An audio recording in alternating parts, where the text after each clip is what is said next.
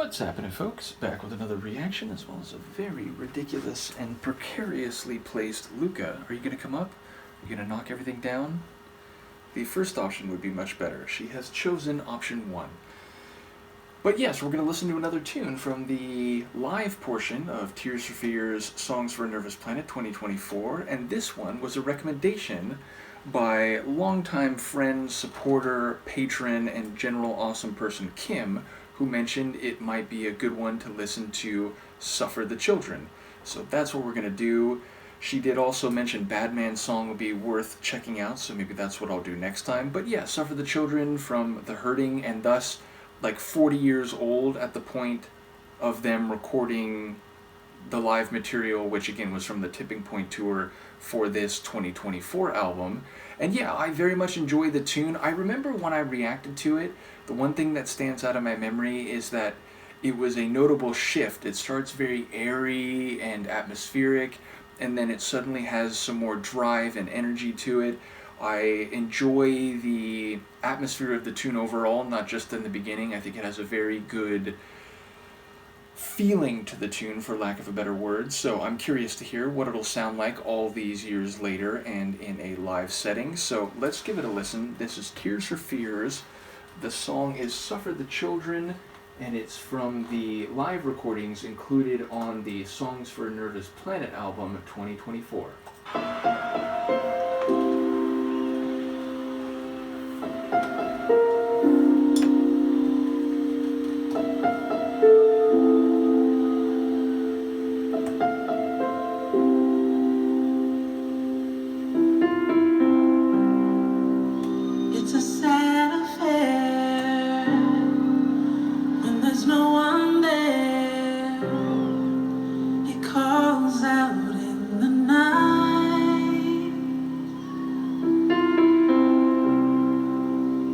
So unfair, at least it seems that way, when you gave him his life, and all this time he's been getting you down. You ought to pick him up when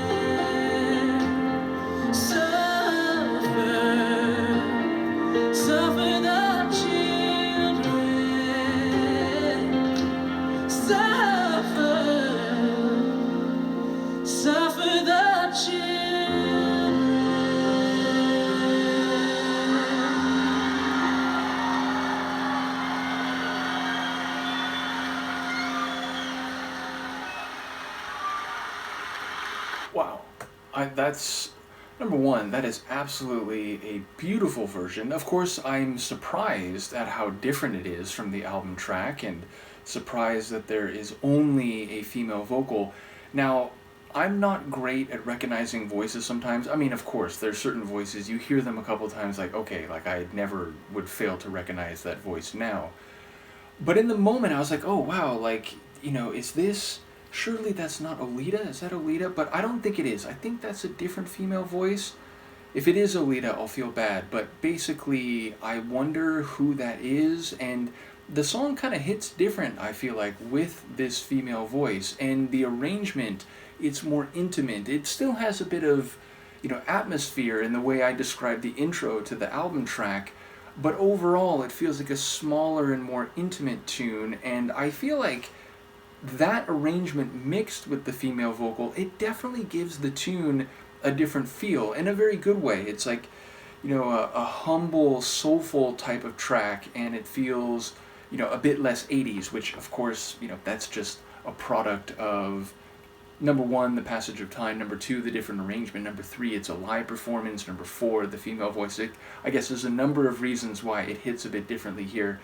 But yeah, I feel like it really works in this configuration, and I think she sounds lovely with the vocals, and the solitary piano, which again there were some other elements in there sonically, but the piano was sort of front and center and gave it that simple, humble, down to earth type of sound. So yeah, I really enjoyed that. Definitely one where it's farther away from the album track than maybe I would have expected, even knowing that again you play a concert 40 years after some tunes that you wrote and which are famously part of your early legacy. It's not uncommon to perform them differently, and there's some groups that they had that 80s synth pop sound, the keyboards, the drum machines, and then in later decades they play some of those same songs, but they have more of a live band feel. I just did a Roxette documentary watch along, and in that documentary watch along they're talking about how they were playing a lot of their tunes, which again had more of like this synth rock feel in their original album context, more as like a live band. So it sounds a bit more like a jam with more of a natural instrument sound. So it's not terribly uncommon to have a live performance, especially many years later, sound quite different. But even so, this one surprised me with how different it was. So great suggestion from Kim.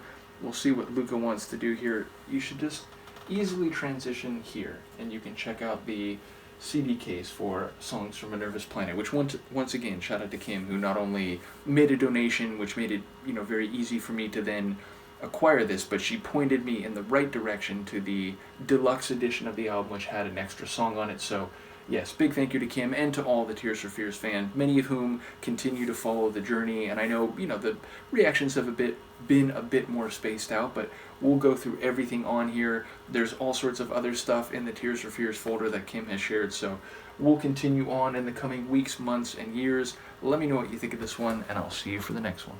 Peace.